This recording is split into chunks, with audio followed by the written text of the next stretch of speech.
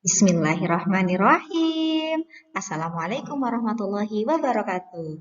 Hi guys, welcome back to the mathematics class. Kita doa dulu ya supaya Allah mudahkan kita untuk memahami ilmu yang akan kita pelajari hari ini. Bismillahirrahmanirrahim. Allahumma la sahla illa ma ja'altahu sahla wa anta taj'alul hasna idza syi'ta sahla. So class, today kita akan belajar tentang KPK dan FPB. Masih ingat kan? Ingat dong, soalnya teman-teman sudah pernah mempelajari di sekolah dasar. Jadi hari ini kita akan mengingat kembali tentang materi tersebut dan belajar untuk mengaplikasinya dalam kehidupan sehari-hari. Are you ready, class?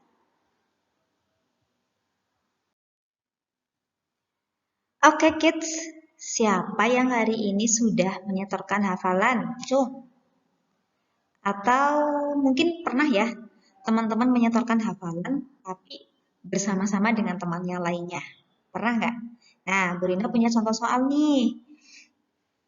Ada contohnya Maryam sama Asma ya, gemar membaca Al-Quran. Maryam membaca Al-Quran setiap 2 jam sekali, sedangkan Asma membaca Al-Quran setiap 4 jam sekali. Nah, ternyata mereka bersama-sama membaca Al-Quran pada pukul 16.30. Kira-kira teman-teman bisa nggak menentukan pukul berapa Maryam dan Asma akan membaca Al-Quran bersama-sama lagi? Atau kalian pernah menjumpai permasalahan ini? Ya, Bu Rina ambil contoh di SMP IT Buah Hati ya. Pernah, Alhamdulillah di bulan Ramadan kemarin SMP IT Buah Hati pernah membagikan bantuan sembako kepada warga Kreong yang terkena dampak pandemi COVID. Tapi ada syaratnya, jumlah dan jenis bantuannya itu sama banyak. Nah, misalkan nih sembako itu isinya beras 120 kilo, minyak goreng 100 kilo, gula pasir 80 kilo. Kira-kira teman-teman bisa membantu nggak Bapak Ibu Guru di SMPT Buah Hati untuk menentukan berapa banyak warga Kreong yang bisa menerima bantuan tersebut? Tapi ada syaratnya, yaitu setiap warga mendapatkan jumlah yang sama banyak. Berasnya sama, minyak gorengnya sama, gula pasirnya sama. Kira-kira bisa nggak? Oke, nah ternyata kedua masalah tersebut yang Bu Rina sampaikan tadi itu bisa diselesaikan dengan konsep KPK dan FPB. Ada beberapa cara untuk mencari KPK dan FPB. Teman-teman pasti sudah belajar KPK di sekolah dasar. Tapi untuk hari ini, Bu Rina hanya akan menjelaskan dengan cara tabel ya, supaya teman-teman bisa langsung mendapatkan KPK dan FPB dalam satu kali pengerjaan. Let's check it out.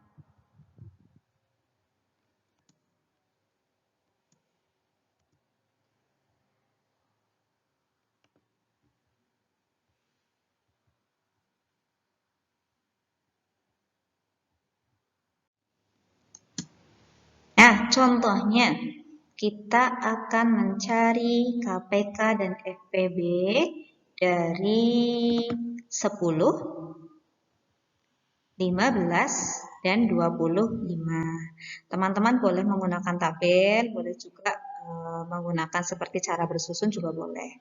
Tapi yang teman-teman harus pahami adalah sebelah kiri ini nanti akan menjadi KPK, sedangkan sebelah kanan ini akan menjadi FPB.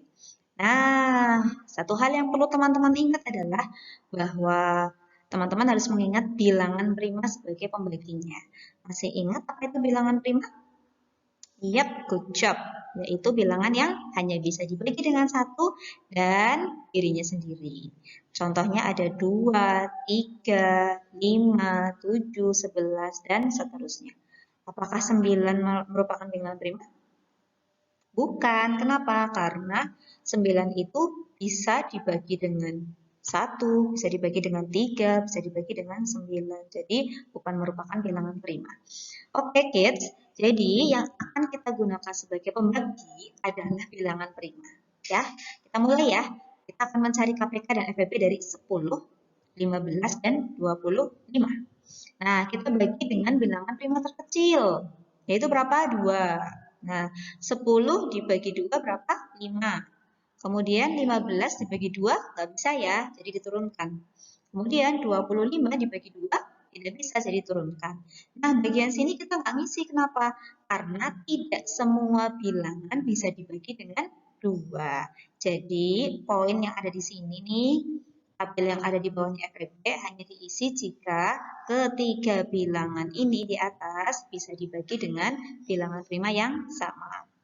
Lanjut, kita dapat 5, 15, 25. Kemudian kita bagi dengan bilangan prima berikutnya. Apakah 5, 15, 25 bisa dibagi 2? Tidak bisa. Jadi kita lanjut ya. Bilangan prima berikutnya adalah 3. Kita coba 5 bagi 3 bisa apa enggak? Enggak bisa, jadi diturunkan di sini. 15 dibagi dengan 3 sama dengan 5. Kemudian 25 dibagi 3 tidak bisa, jadi kita turunkan di sini. Next, lanjut. Kita dapat 5, 5, dan 25. Kita bagi dengan berapa kira-kira? Bisa dibagi dengan 2 tidak? Enggak. Bagi dengan 3? Enggak. Kemudian bilangan prima berikutnya, yaitu dibagi dengan 5. Kita cek ya, 5 dibagi 5 sama dengan 1. 5 dibagi 5 sama dengan 1. 25 dibagi 5 sama dengan 5. Nah, karena ketiganya bisa dibagi dengan 5, tadi ya, ini bisa dibagi dengan 5. 5 juga bisa dibagi dengan 5. 25 juga bisa dibagi dengan 5. Oleh karena itu, karena ketiganya bisa dibagi dengan 5, kita tulis juga di sini FPB-nya. Begitu. Lanjut. Nah, ini belum satu semuanya nih. Jadi masih harus dibuat supaya menjadi satu semua. Sekarang 1 dibagi 5 nggak bisa ya, diturunkan. Begitu pula dengan ini. Nah, sekarang yang ini 5 dibagi dengan 5, hasilnya 1. Ketika kita sudah mendapatkan ini semua, bawahnya sudah satu-satu semuanya, berarti teman-teman sudah selesai. Nah, sekarang kita menentukan berapa KPK dan FPB-nya. Kita lihat ya, KPK adalah yang di sebelah kiri. Ini KPK. Kemudian FPB adalah yang ada di sebelah kanan. Good job. Nah, KPK-nya adalah 2 ditambah 2 dikali 3 dikali 5 dikali 5 sama dengan berapa? 150. Kemudian FPB-nya kita cek di sini. Ini 1, ini 1, ini 5, ini 1. Jadi FPB-nya adalah 5. Oke, sudah cukup mudah? Cukup lah ya, insya Allah ya. Nah, berikutnya kita kembali ke permasalahan yang di awal. Jadi permasalahannya Mbak Maryam sama Asma yang gemar membaca Al-Quran. Seperti yang sudah Bu Rina sampaikan, ketika teman-teman sedang mengerjakan soal cerita, maka teman-teman dipastikan harus membaca dengan teliti, kemudian menuliskan dengan prosedur pengerjaan, yaitu yang terdiri dari diketahui, ditanya, dan dijawab. Nah, sekarang dari soal ini kita ketahui Maryam ternyata di sini ya, Maryam membaca Al-Quran setiap 2 jam sekali. Kita tulis di sini ya, 2 jam sekali. Kemudian Asma membaca Al-Quran setiap 4 jam sekali. Kita tulis di sini 4 jam sekali. Nah, berikutnya ada clue. Ini ada semacam clue atau petunjuk ya. Di sini ada kata-kata bersama-sama. Nah, bersama-samanya mereka pada pukul 16.30. Kita tulis di sini, 16.30.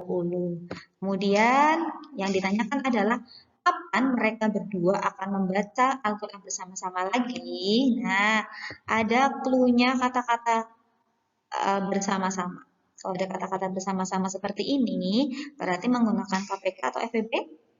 Kita cek, ya menggunakan KPK. Berarti teman-teman perlu mencari KPK dari 2 dan KPK dari 4. Berapa? Boleh mencarinya dengan cara apapun, cara tabel juga boleh, yaitu 4 jam. Berarti karena tadi Maryam yang pertama kali adalah pukul 16.30, berarti mereka akan bersama-sama lagi itu pada pukul 16.30 tambah 2 jam, berapa?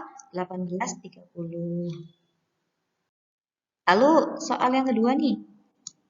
Nah, soal yang kedua, tadi yang pembagian sembako ya. Nah, tadi kita setelah dibaca, teman-teman, di sini juga ada clue-nya nih. Ada bantuan sembakonya berupa beras 120 kilo, teman-teman tulis di sini. Kemudian minyak goreng 100 kilo. Ada lagi gula pasir 80 kilo. Nah, yang ditanya adalah berapa paling banyak tetangga yang akan mendapat bantuan sembako tersebut. Tapi ada syaratnya, yaitu jumlah dan jenis bantuannya itu harus sama banyak. Nah, ini menjadi clue bagi kita ya, kalau ada kata-kata jumlahnya, kemudian jenis bantuannya sama banyak, itu berarti kita mencari FPB, teman-teman silakan boleh mencari FPB dari 120, 100, dan 80. Hasilnya berapa? Sama dengan 20.